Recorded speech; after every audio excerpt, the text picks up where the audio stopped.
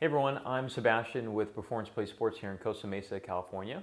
I'm going to show you a simple rhomboid strain self-stretch today. All you're going to need is a ball, a baseball, or a lacrosse ball, a softball, something of that nature.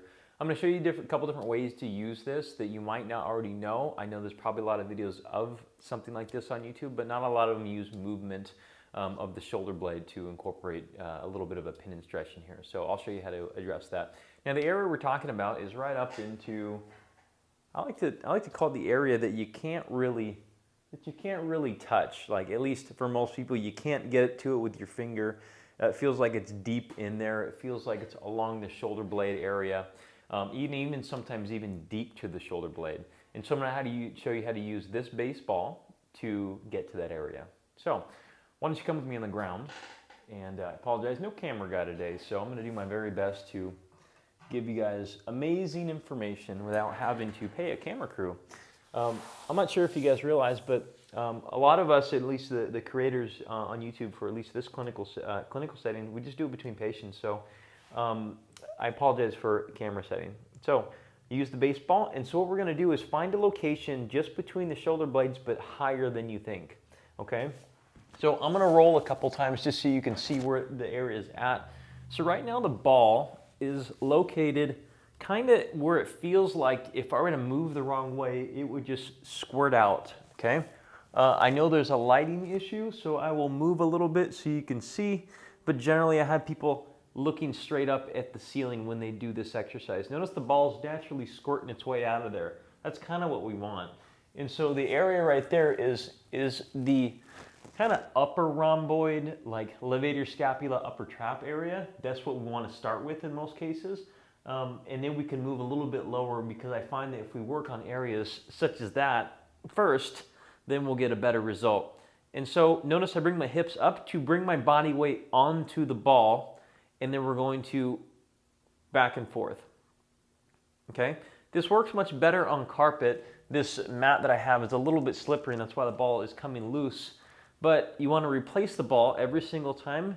Reach behind your back and then come out. Reach behind your back and then come out. Okay? It's okay to roll away a little bit to get off of the pressure. This ball as well, so baseballs, lacrosse balls, tennis balls, they all have different thicknesses. And the floor obviously has different squishiness. Notice I didn't do it on this hardwood floor because it's just going to light me up. We don't want it to be intense pain. You want it to be to the point where it's about probably a 4 to 5 out of 10, and then it goes away immediately after. Like, you shouldn't feel like it lights you up after, and that's the magic of doing like a self-massage type of technique. Now, for the next part, we're actually going to, actually I should probably say, we usually spend about 30 seconds to a minute doing that on that side of complaint, okay? Just go through movements with the arm. Next is we're going to travel down a little bit into the shoulder blade region where you guys might deem the rhomboid. Oh, my mic got caught. And so I'll show you here where this is going, because when I lay down, you won't be able to see it. Okay, so it's right around here. You probably see the lettering on my shirt. It's going to be just below it, not on anything bony. If it feels like it's hard, like in the center of the spine, that's a no-no. And it shouldn't be on the shoulder blade itself. It should be just between. There's a little gully there.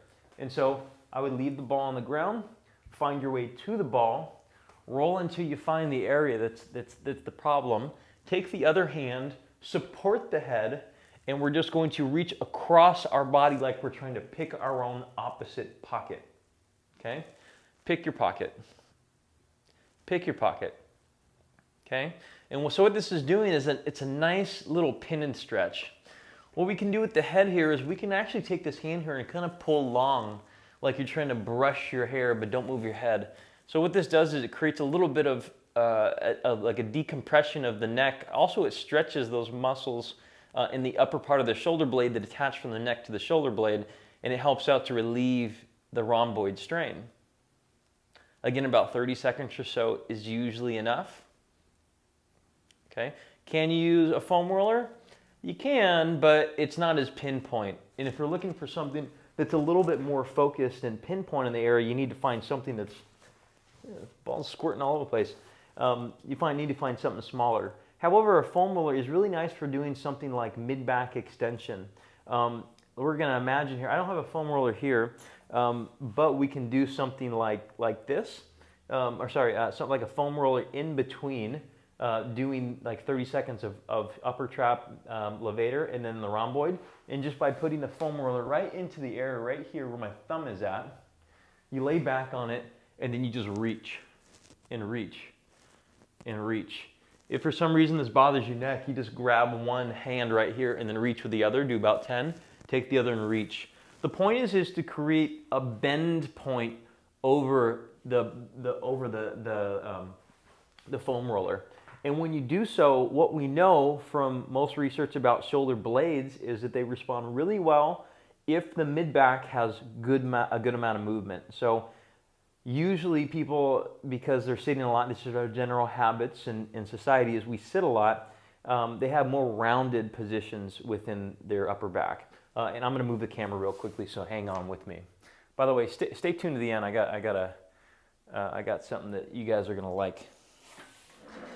Okay, so from a society's perspective, we tend to round a lot. And so what this will do is it'll put the mid-back into just a lot of rounded, flexed position, as we say. By doing this, it actually loses some of its rotation ability. People who play golf and play baseball, rotational athletes, generally they won't get a lot of rotation if they're rounded in this fashion. So an easy thing to do is just expose it to extension at the same time, okay?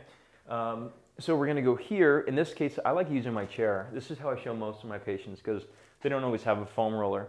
And so we're just gonna bend ourselves over the chair about 20, 30 times.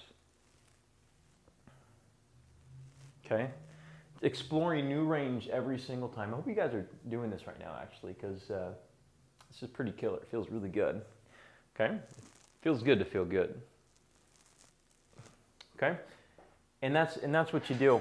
And so what will happen here is as you start to expose your mid-back to a little bit more extension patterns, you'll actually start to be able to have access to rotation again. And what we know is the shoulder blade loves a good mid-back to move upon. And a lot of times the shoulder blade or the rhomboid strains, the upper trap tightness, even stuff deep into the shoulder blade, a lot of times will respond very well if we just get the mid-back moving, especially if it hasn't been moving a lot prior. So if you guys have questions on things, feel free to put them in the links or in the comments below. We do our very best to answer all of the questions that come on YouTube. But if you guys are wondering what to do next, you tried these stretches and they worked, but you want to know what to do next, I'm gonna have a gift for you. Okay. So in each of these videos, if we feel like we can give better information, if this works, then we try to do so, and we try to make it for free. Okay. So there's going to be a link in the description below. There might be something that pops up in the corner here, which prompts you to go through and get it. It might be an audio, might be a webinar, might be a PDF or something of that nature. We change it a little bit every time based upon the responses that people give us and to see what resonates well with you. And so what we need from you is to just take the next step. Because if this worked, this is just a momentary thing. This is like a part 1 of a 4-part recovery, to be honest with you. Stretching works until it doesn't. And pin and stretch works, massage works, self-massage for the rhomboid strain works until it doesn't. And I think probably a lot of you have probably noticed that it works and it keeps the symptoms at bay for a couple days, maybe a week, and then it keeps coming back. And a lot of times we have to build support and build nice movement throughout the shoulder blade, the mid-back, and even the neck and the core area to support this area when you don't have pain. Pain corrupts movement, and so whenever you do have pain, it's really challenging to put all of the building blocks within there. So take advantage of the gift. Go to the link below, check it out. And if you need help, we are in Costa Mesa, California. We offer online and in-person care. Okay, and so if you need something online, you're like, hey, I'm not by you. Doesn't matter. We can still help you out. So we'd love to help you out. We're really good at rhomboid strains and mid-back, shoulder blade type of thing. So we'd love to help you out through that. And we're very honest. Check all of our reviews if you question if we can do our job or not. And subscribe to the channel.